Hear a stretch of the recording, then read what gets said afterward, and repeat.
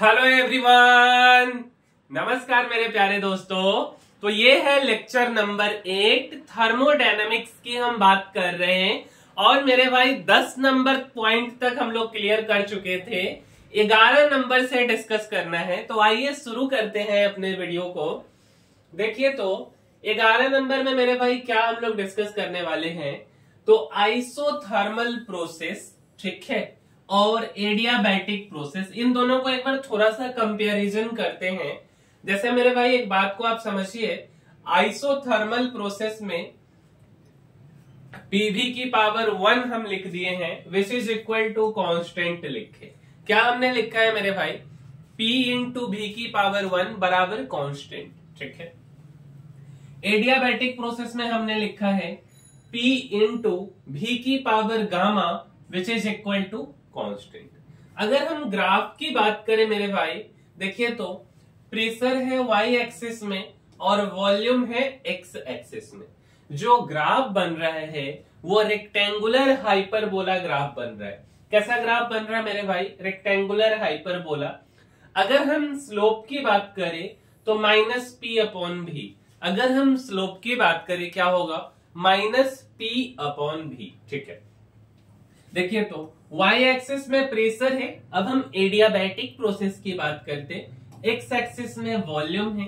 Graph की बात करें रेक्टेंगुलर हाइपरबोला ही बन रहा है। स्लोप की या हम tan थीटा की बात करें, माइनस में गामा इंटू पी अपॉन भी, माइनस में गामा इंटू पी अपॉन भी, ठीक है, ध्यान रहे। अब एक चीज और हम आपको समझाना चाहेंगे कि एडियाबैटिक का जो स्लोप है वो ज्यादा होगा आइसोथर्मल से। ध्यान रहे मेरे भाई, एडियाबैटिक का स्लोप आइसोथर्मल के स्लोप से ज्यादा होगा। क्या, एडियाबैटिक का स्लोप आइसोथर्मल के स्लोप से ज्यादा होगा। ये बात आपको ध्यान में रखना है। क्या हमने बोला मेरे भाई, हमने बोला कि एडियाबैटिक का स्लोप आइसोथर्मल से ज्यादा होगा, ठीक है। इस बात को और समझिए तो मेरे भाई, स्लोप फॉर एडियाबैटिक प्रोसेस, क्या हम बोल रहे हैं, ध्यान दीजिए, हम क्या बोल रहे हैं, slope for adiabatic process divided by slope for isothermal process बराबर गामा है। क्या हम बोले मेरे भाई, slope for adiabatic process divided by slope for isothermal process बराबर क्या है मेरे भाई, तो बराबर में गामा है। और एक बात और आपको हम कल भी बताए हैं कि गामा ग्रेटर देन 1, गामा का वैल्यू ग्रेटर देन 1। अच्छा, अगर हम कंक्लूजन निकाले तो एडियाबैटिक का स्लोप ज्यादा होगा आइसोथर्मल के स्लोप से। अगर आपसे कोई पूछ दे बेटा किसका स्लोप ज्यादा है किसका कम है, तो एडियाबैटिक का स्लोप ज्यादा होगा आइसोथर्मल के स्लोप से। और समझिए अगला 12 नंबर में हम डिस्कस करने वाले हैं मेरे भाई, स्लोप का मतलब क्या होता है, तो स्लोप का मतलब होता है tan थीटा। क्या होता है मेरे भाई, स्लोप का मतलब tan थीटा। अच्छा, अगर हम इस ग्राफ को देखें मेरे भाई, ग्राफ को देखें, y एक्सिस है ये और ये x एक्सिस है, तो यहाँ पे जो स्लोप होगा वो dy अपॉन dx। अगर हम इस लाइन का स्लोप देखें तो tan थीटा का वैल्यू पॉजिटिव है। मतलब क्या हो गया कि थीटा जो है पहला क्वाड्रेंट में होगा, और पहला क्वाड्रेंट मतलब क्या हुआ, 0 से लेके 90 डिग्री के बीच में tan थीटा क्या होता है, तो पॉजिटिव होता है। तो स्लोप का मतलब tan थीटा पॉजिटिव, मतलब थीटा लेस देन 90 डिग्री। और समझिए, ये भैया y एक्सिस है, ये वाला आपका x एक्सिस है। ये लाइन आप देख रहे होंगे ध्यान से मेरे भाई, स्लोप का मतलब tan थीटा, एंगल की बात करें मेरे भाई 90 डिग्री। और जैसा कि आप जानते हैं कि tan 90 क्या होता है मेरे भाई, तो tan 90 इंफिनिटी होता है। क्या होता है, इंफिनिटी। तो स्लोप बराबर हमने यहाँ लिखा है tan थीटा और tan 90 डिग्री बराबर इंफिनिटी। और समझिए अगला देखिए तो भैया, ये y एक्सिस है और ये वाला x एक्सिस है। क्या हम बोल रहे हैं मेरे भाई, तो ये y है और ये वाला x एक्सिस है।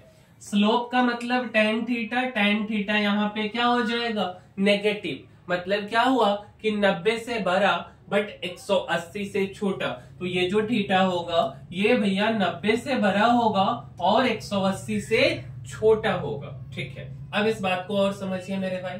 देखिए तो इस चीज को देखिए, ये है भैया वाई एक्सिस और ये वाला है एक्स एक्सिस। आपको ये लाइन खींचा है भाई मेरा, ये रेड लाइन है, ये ग्रीन वाला लाइन और ये ब्लू वाला लाइन। हम नेमिंग कर दिए हैं 1 2 3। तीनों में आपको बताना है कि सबसे ज्यादा स्लोप किसका होगा, सबसे ज्यादा स्लोप किसका होगा। पहला का होगा कि दूसरा का होगा। पहला का भाई ये एंगल है, दूसरा का ये वाला एंगल है और तीसरा का ये वाला एंगल है। अगर आप देखेंगे तो तीसरा का जो एंगल आपको दिखेगा वो तो स्लोप नेगेटिव हो गया, दूसरा हो गया 1090 मतलब इंफिनिटी, और पहला लेस देन 90 है, तो सबसे ज्यादा स्लोप मतलब इंफिनिटी। तो मैक्सिमम स्लोप किसका हो गया, दूसरे का हो गया।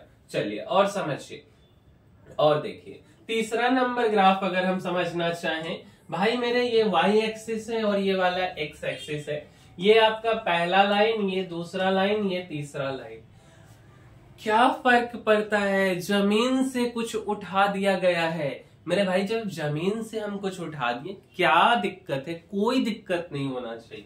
पहला दूसरा हम इस लाइन को बेस मान लेते हैं, फिर तो यहाँ पे दूसरा लाइन अगर आप देखेंगे तो 1090 मतलब इंफिनिटी, तो मैक्सिमम स्लोप किसका हो गया, दूसरा का हो गया। और समझिए मेरे भाई फोर्थ नंबर, वाई एक्सिस बेटा एक्स एक्सिस, ये वाला है 1 ये वाला 2। कंपेयर करना है, पहला का स्लोप ज्यादा है कि दूसरा का स्लोप ज्यादा। जब आप फिगर देखेंगे मेरे भाई, आप एक रेफरेंस ले लीजिए ना, ये वाला आप रेफरेंस देखिए। पहला हो गया 90 मतलब इंफिनिटी, दूसरा वाला नेगेटिव, तो इंफिनिटी से तो छोटा होगा, तो ज्यादा स्लोप 1 का फिर 2 का, तो स्लोप पहले 1 फिर उसके बाद 2। और समझिए पांचवा, वाई एक्सिस बेटा एक्स एक्सिस, पहला लाइन दूसरा लाइन। आप ध्यान दीजिए ना इस बात को, कोई दिक्कत नहीं है मेरे भाई। अगर हम इसको भी देखेंगे ना आपको साफ दिख जाएगा।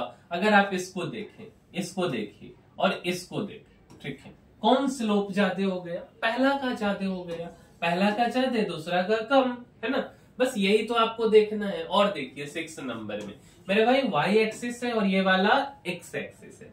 ये है हमारा 1 और ये है हमारा 2। नहीं समझ आया ना, कोई बात नहीं। इस लाइन को थोड़ा सा 1 को आगे प्रोड्यूस कर दीजिए, 2 को आगे कर दीजिए, इसको रेफरेंस मानिए, क्या हो जाएगा आपका, अब आप देख लीजिए ना, फिर से 1 का ज्यादा 2 का कम। अगर आपको इस टाइप का है तो आप डॉट डॉट लाइन से आगे प्रोड्यूस कर दीजिए, स्लोप 1 का ज्यादा 2 का कम। और देखिए और समझिए मेरे भाई 7th नंबर देखिए, तो 7th नंबर अगर आप मेरे भाई देखना चाहेंगे आपको क्या दिखेगा भाई मेरे, ये वाला दूसरा है और ये वाला पहला है। नहीं समझ आ रहा, पहला को आगे बढ़ा दिए। मतलब ना आपको हमेशा क्या देखना है मेरे भाई, एक कॉमन पॉइंट पकड़िए, उस कॉमन पॉइंट से स्लोप को देखिए। अगर फिगर नहीं समझ आ रहे डॉट डॉट लाइन से उस फिगर को बढ़ाइए। जो आपको देखने आता है आपको थोड़ा सोचना है, जो आपको आता है उसी में आपको आगे बढ़ना है, जो नहीं आता है उसको, उस कंसेप्ट के बारे में हम डिस्कस ही नहीं करेंगे। आप हमारे कॉपी को मेरे भाई अगर आप देखोगे, अगर आप हमारे वीडियो को देखोगे, जितना क्वेश्चन हमने डिस्कस किया है वो सारे क्वेश्चन हमने जो पढ़ाया है उससे बाहर हमने नहीं डिस्कस किया है। हम जिस टॉपिक को पढ़ा रहे उसी टॉपिक से डिस्कस कर रहे। तो अगर हम आपको 2-3 लाइन खींचनी है, स्लोप पूछ रहे, नहीं समझ रहा, उसको थोड़ा आगे आप बढ़ा दो, प्रोड्यूस कर दो, एक रेफरेंस बनाओ, रेफरेंस बना करके देख लो।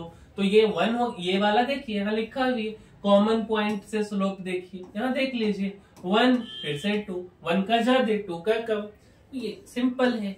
तो सारा कुछ आपको देखना चाहिए। और समझिए 13 number, adiabatic slope pressure versus volume curve ज्यादा होगा isothermal slope pressure versus volume curve. ये बात तो हमने कितनी बार बोल दिया। क्या बोला है मेरे भाई, हमने क्या बोला है, आप ही से अगर पूछा जाए कि हम क्या बोले हैं तो मेरे भाई हम ये बोले हैं एडियाबैटिक का स्लोप ज्यादा होगा आइसोथर्मल से। क्या ये बात हम नहीं बोले हैं, बताइए, आप ही बता दीजिए मेरे भाई। तो यहाँ पे हम क्या लिखे हैं कि एडियाबैटिक का स्लोप प्रेशर वर्सेज वॉल्यूम का कर्व ज्यादा होगा आइसोथर्मल के स्लोप प्रेशर वर्सेज वॉल्यूम के कर्व से। अब इस बात को और समझिए, यहाँ पे मेरे भाई वॉल्यूम है और यहाँ पे क्या है, प्रेशर है। अच्छा, ये वाला पहला लाइन और ये वाला दूसरा लाइन, हम आपको बार बार बोले हैं एडियाबैटिक का स्लोप ज्यादा होगा आइसोथर्मल से, प्रेशर वर्सेज वॉल्यूम का कर्व। पहला वाला लाइन क्या चीज को रिप्रेजेंट कर रहा है, एडियाबैटिक को कि आइसोथर्मल को, मेरे भाई एडियाबैटिक को। दूसरा वाला आइसोथर्मल को, क्योंकि दूसरा का स्लोप कम है, पहला का ज्यादा है। तो अगर हम इसको देखेंगे तो ये हो गया एडियाबैटिक प्रोसेस और दूसरा वाला लाइन हो गया आइसोथर्मल प्रोसेस। तो स्लोप 1 का ज्यादा है और 2 का कम है। और समझिए अगला, ये है वाई एक्स एक्सिस में वॉल्यूम, वाई एक्सिस में प्रेशर। ये ग्रीन लाइन देखो बेटा और ये रेड वाली लाइन देखो। नहीं समझ आया कोई दिक्कत नहीं, इसको आगे बढ़ा लो ना भाई, आगे बढ़ा लो, ऐसे कर लो। अब यहाँ पे देख लो, अब आप यहाँ से देख लो, ये हो गया हमारा। तो ये जो ग्रीन लाइन है आइसोथर्मल हो जाएगा, ये जो रेड वाली लाइन है ये आपकी एडियाबैटिक हो जाएगी। बस यही तो है, छोटा सा कहानी है भाई। और देखिए 15 नंबर, वाई एक्सिस में भाई प्रेशर है, एक्स एक्सिस में वॉल्यूम है। अब इसको देखिए, ये जो रेड वाली लाइन है और ये जो ग्रीन है, नहीं समझ आया इसको आगे कर लीजिए। ये रेफरेंस मानिए कॉमन पॉइंट, ये कम ये वाला ज्यादा, मतलब पहला वाला क्या हो जाएगा, तो ये रेड वाला एडियाबैटिक और जो बच गया वो आपका आइसोथर्मल। तो यही बात हमको ध्यान में रखना है, सारा हम एक एक करके डिस्कस कर देंगे।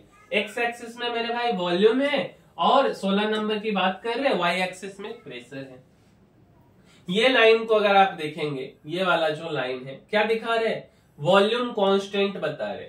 तो वॉल्यूम कांस्टेंट किसका होता है मेरे भाई, अगर हम वॉल्यूम कांस्टेंट आपसे पूछें, आप दोनों आंख हाथ पैर सब बंद करके क्या बोलोगे, आइसोकोरिक का। क्या बोलना है, वॉल्यूम कांस्टेंट किसका होता है, आइसोकोरिक का। वॉल्यूम कांस्टेंट किसका होता है, आइसोकोरिक का। ठीक है, अच्छा, प्रेशर कांस्टेंट किसका होता है, आइसोबारिक का। प्रेशर कांस्टेंट किसका होता है, आइसोबारिक का। बच गया दो, एक तो ये, इसको आगे प्रोड्यूस कर लो और एक ये, इसको ऐसे कर लो। तो पहला वाला जो लाइन आपको इस बार दिख रहा है, क्योंकि आपको जैसे दिया, पहला वाला हो गया आइसोथर्मल, दूसरा वाला हो गया एडियाबैटिक। तो आपको खुद से जैसे प्रोड्यूस करोगे आपको दिख जाएगा। ठीक है, आप खुद कॉपी पेन लेके जब आप चलाओगे आपको पता चल जाएगा। अब देखिए अगला, प्रेशर वॉल्यूम, ये वाला लाइन प्रेशर कांस्टेंट आइसोबारिक, ये वाला लाइन वॉल्यूम कांस्टेंट आइसोकोरिक, ये ग्रीन वाला आइसोथर्मल, रेड वाला एडियाबैटिक। सिंपल है, अब तो देखने आ गया, अब तो 1000 क्वेश्चन कर लिए। 18 प्रेशर है वॉल्यूम है, ये वाला लाइन प्रेशर कांस्टेंट आइसोबारिक, और देखो और तो कुछ नहीं दिख रहा, ये पहला है एडियाबैटिक, ये वाला आइसोथर्मल। ठीक है, और समझिए 19 नंबर, प्रेशर है वॉल्यूम है। ठीक है, ये वाला लाइन वॉल्यूम कांस्टेंट आइसोकोरिक, ये वाला लाइन इसको देखिए तो ये कुछ ऐसे जाएगा, ये वाला कुछ ऐसे, इसका स्लोप कम होगा इसका ज्यादा, इसीलिए ये रेड एडियाबैटिक, ग्रीन वाला आइसोथर्मल। सिंपल है, और समझिए 20 नंबर, प्रेशर है मेरे भाई और ये वॉल्यूम है, ये वाला लाइन एडियाबैटिक का है, ये वाला लाइन आइसोथर्मल। एडियाबैटिक पीवी की पावर गामा बराबर कांस्टेंट, आइसोथर्मल पीवी की पावर 1 बराबर कांस्टेंट। ठीक है, कांस्टेंट कुछ भी हम वहां ले रहे हैं। और समझिए अगला, प्रेशर है वॉल्यूम है, बोला जा रहा है ये जो लाइन है पीवी की पावर 1.67 बराबर कांस्टेंट दिया है, ये वाला लाइन पीवी की पावर 1.40 बराबर कांस्टेंट। आपको बताना है, आपको क्या बताना है मेरे भाई, आपको ये बताना है, कंडीशन दिया गया है कि दोनों एडियाबैटिक है, इसमें हीलियम कौन है और ऑक्सीजन कौन है। ठीक है, तो आपको क्या ध्यान में रखना है, जिसका वैल्यू कम होगा वो वाला पीछे जाएगा, जिसका वैल्यू कम होगा वो पीछे जाएगा। अगर हम इसमें 1.67 है, यहाँ 1.40 पीछे जाएगा, जिसका वैल्यू ज्यादा है वो आगे आएगा 1.67। दोनों एडियाबैटिक है तो बहुत दिमाग लगाना नहीं है। और समझिए यहाँ पे वॉल्यूम है, यहाँ पे प्रेशर है, एडियाबैटिक प्रोसेस है, हीलियम दिया है 1.67, हाइड्रोजन है 1.40 और NH3 है 1.33। जिसका सबसे ज्यादा इसमें कौन है, हीलियम, फिर कौन है हाइड्रोजन, फिर कौन है तो NH3 है। तो सबसे पहले कौन आ गया हीलियम, सबसे पहले हीलियम, फिर हाइड्रोजन, फिर NH3। पीवी की पावर 1.67 बराबर कांस्टेंट, पीवी की पावर 1.40 बराबर कांस्टेंट, यहाँ पे पीवी की पावर 1.33 बराबर कांस्टेंट। तो ये कहानी है। और समझिए अगला देखिए मेरे भाई 23 नंबर, वाई एक्सिस में प्रेशर है और एक्स एक्सिस में वॉल्यूम है, दोनों एडियाबैटिक है हीलियम और हाइड्रोजन। बताना है क्या कैसे क्या होगा। ये वाला ग्रीन लाइन है और ये वाला आपका रेड लाइन, हम आपको पहले भी बोले इसको ऐसे प्रोड्यूस कर दीजिए, इसको थोड़ा आगे कर दीजिए। अब हीलियम तो ये हो गया 1.67 और ये वाला हो गया 1.4, है ना। तो कुछ इस तरीके से आपको बनाना है। और देखिए यहाँ पे एक्स एक्सिस में वॉल्यूम है और वाई एक्सिस में प्रेशर है।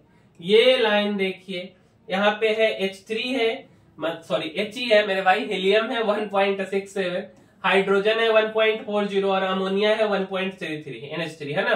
तो सबसे पहले हीलियम आ जाएगा, फिर हाइड्रोजन, फिर अमोनिया। तो अगर हम इसको देखें, ग्राफ चेंज है मेरे भाई, कोई बात नहीं है।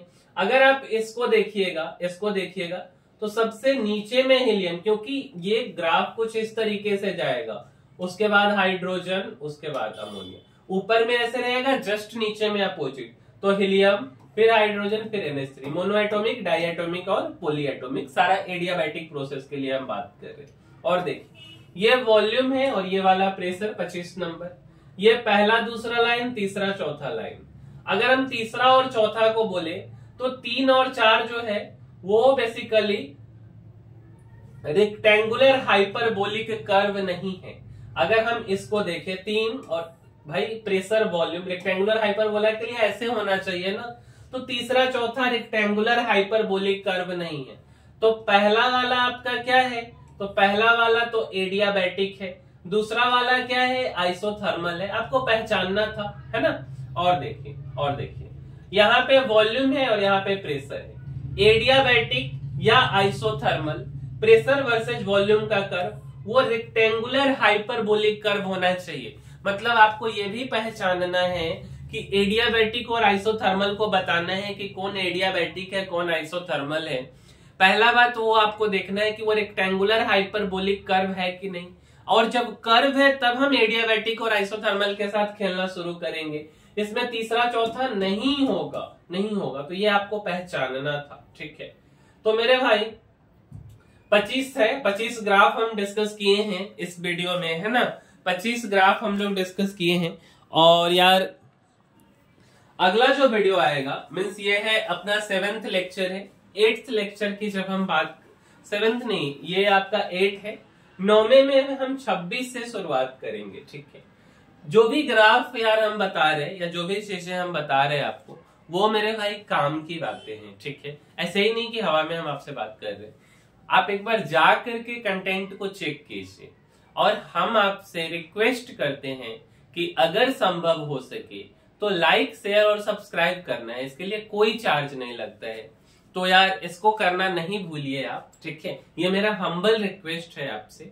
और आपके घर में अगर 11th 12th के बच्चे हैं जो मेडिकल और इंजीनियरिंग की तैयारी करते हैं तो आप इस चैनल को उन तक रेफर कीजिए, उन तक पहुंचाइए। जरूर कुछ ना कुछ उनके लिए वैल्यू एडिशन हम हर दिन करने का कोशिश करें। और अगर आप हमारा मोटिवेशन बढ़ाते रहेंगे तो हम और भी करते रहेंगे, ठीक है। तो इसी के साथ मेरे भाई हम इस वीडियो को समाप्त करते हैं और मिलते हैं अगले वीडियो में। तब तक के लिए धन्यवाद।